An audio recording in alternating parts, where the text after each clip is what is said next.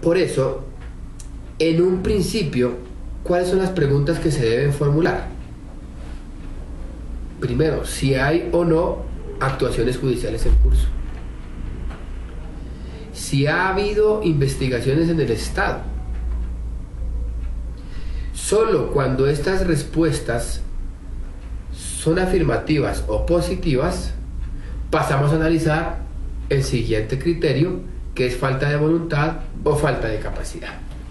Porque ya habíamos dicho, en primera hipótesis, falta de acción. El Estado investiga y se dan los referentes dichos en precedencia, se puede admitir la situación o el caso. Sin embargo, si se verifica que el Estado adelantó investigación y enjuiciamiento, en principio la situación es inadmisible, porque si el Estado investigó, pues no se puede admitir. Sin embargo, hay un criterio dual muy interesante que plantea el mismo artículo 17 del Estatuto de Roma. Esto es, que aún habiendo investigaciones, aún habiendo juzgamientos, voy a verificar si se trató de verdaderos enjuiciamientos, de verdaderas investigaciones. Por eso, si hay investigaciones, ahí sí yo me pregunto si hay falta de voluntad del Estado o falta de capacidad. Vean que es dual el asunto.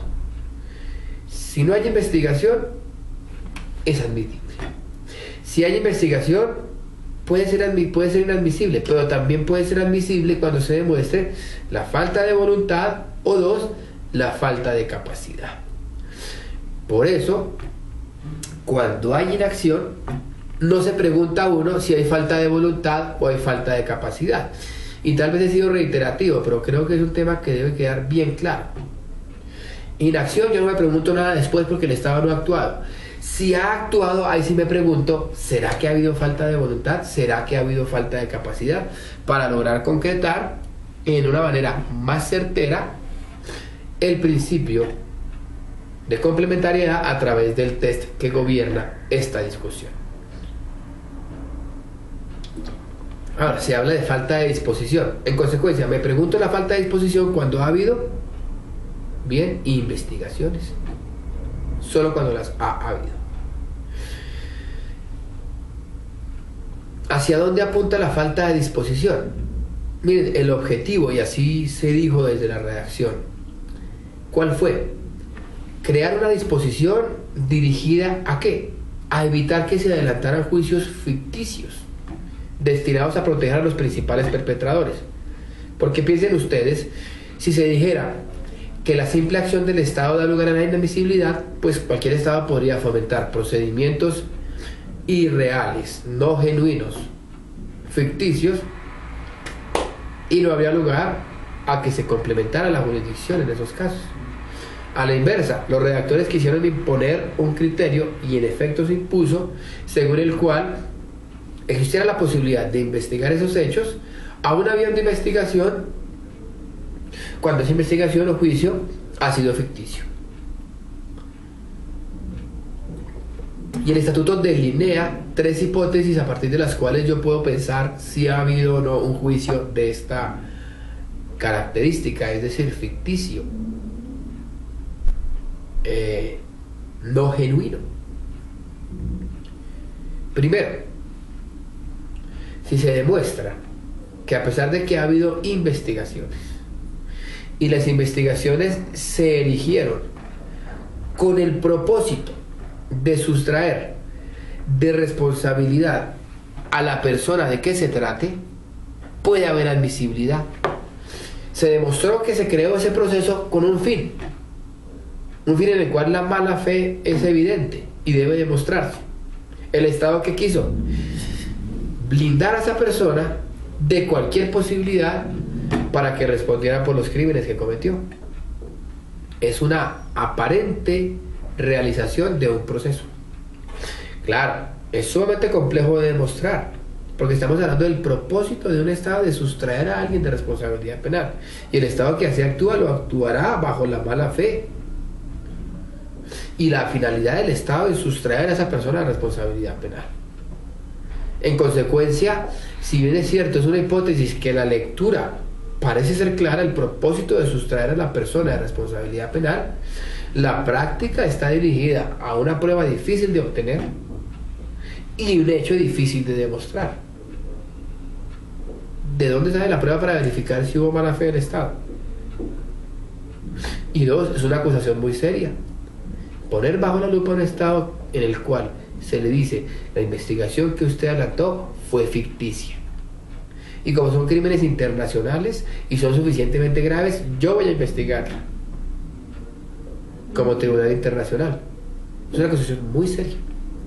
Entonces no es en la práctica, y desde luego así será, de difícil consecución la prueba de que el proceso ha sido dirigido con ese propósito y por supuesto que el Estado actuó con esa mala fe.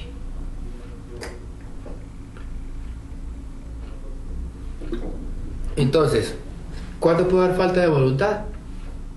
Primero, cuando el Estado o cuando hay un propósito de sustraer a una persona de responsabilidad penal. Segunda hipótesis, ahora, ¿pueden confluir las tres? Sí. ¿Se requiere una sola para la admisibilidad? Es un tema también hermenéutico, porque el estatuto alude a que la Corte las examinará. No está diciendo si debe ser una o deben ser todas, pero parece que adoptar un criterio medio es el que puede ser a la hora de la práctica el más aconsejado. Sin embargo, digamos que la discusión está empezando. Segunda causal, cuando haya habido una demora injustificada, y esa demora injustificada sea incompatible con la intención de hacer comparecer a la persona. Porque hay casos en cuales la demora es justificada. ¿Y qué hacemos en países como los nuestros, en los cuales la demora en los procesos es apenas una más de las situaciones que se viven a diario en el sistema judicial? Debe haber una demora, y la demora sea injustificada, o la demora, digamos, esté dirigida a que la persona no comparezca o evadir la comparecencia de la misma. Resulta entonces evidente que esa segunda característica de que haya habido una demora injustificada no se cumple con la simple demora, sino que aunado a ello, esa demora debe ser con la intención de que la persona no comparezca y no sea en efecto juzgada. Tercero, cuando se sustancie el proceso sin obedecer a criterios de imparcialidad o independencia. Es decir, el Estado investigó, pero no lo hizo de manera independiente o imparcial. Eso es un punto que va a servir para determinar la admisibilidad del caso de la situación. ¿Es admisible por qué? Porque resulta que el Estado, a la hora de adelantar los procedimientos, lo hizo en contra de dos principios centrales: la imparcialidad y la independencia. Entonces, nótese cómo es muy interesante y sobre todo muy compleja la discusión de la admisibilidad por falta de voluntad. Hubo procesamientos, pero el Estado no tuvo voluntad. ¿Por qué no tuvo voluntad? Uno, adelantó el proceso con el propósito de sustraer de responsabilidad penal a la persona. Dos, una demora injustificada e incompatible con la intención de hacerlo comparecer. Tres, no hubo imparcialidad, no hubo independencia de los órganos judiciales. Si se debe cumplir las tres o una sola, la respuesta no está dada, porque el Estatuto de Roma dice las examinará. La primera, por supuesto, es la más compleja: edificar la mala fe del Estado. Las otras dos, como se puede notar, son un poco más objetivas, más palpables, si se permite esa expresión.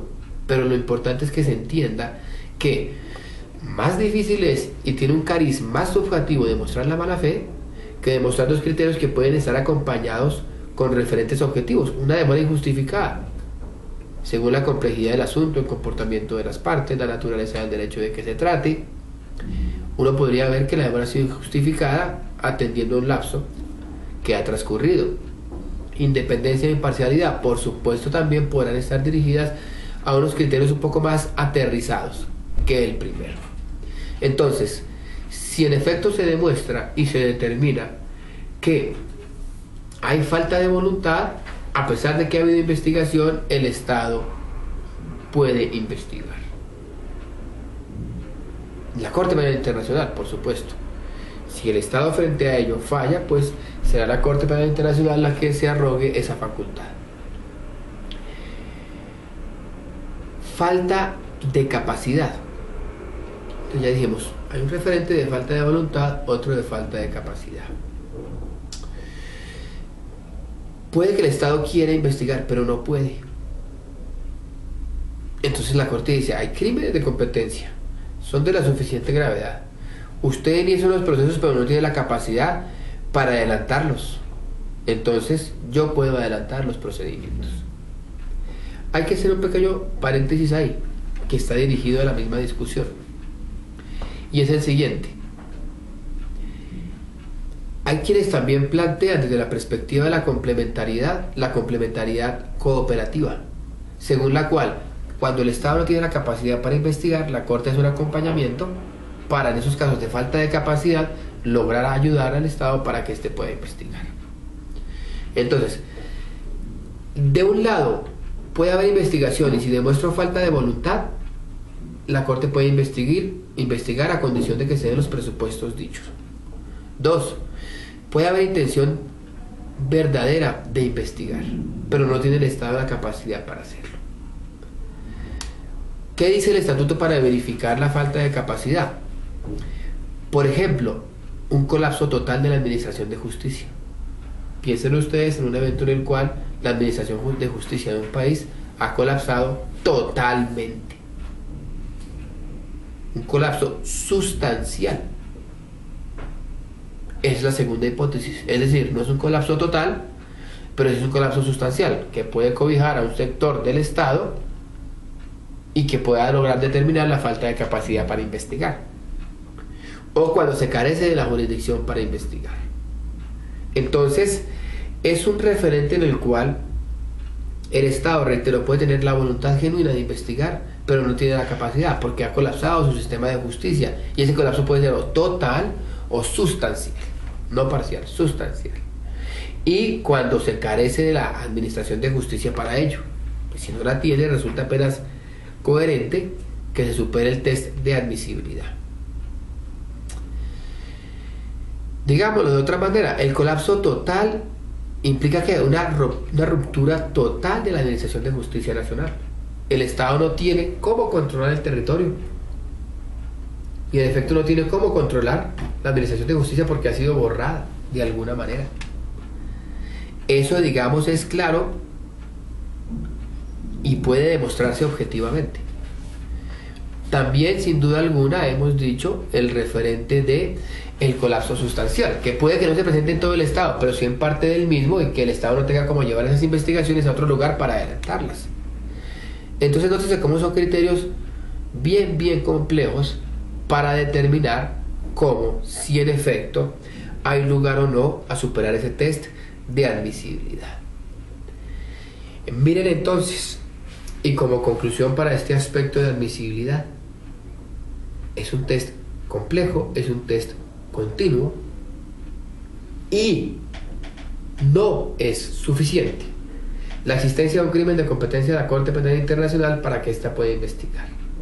Y el test de admisibilidad funda esta afirmación en el artículo 17 y dice, pues bien, si ese crimen no supera la gravedad suficiente, no lo investigo.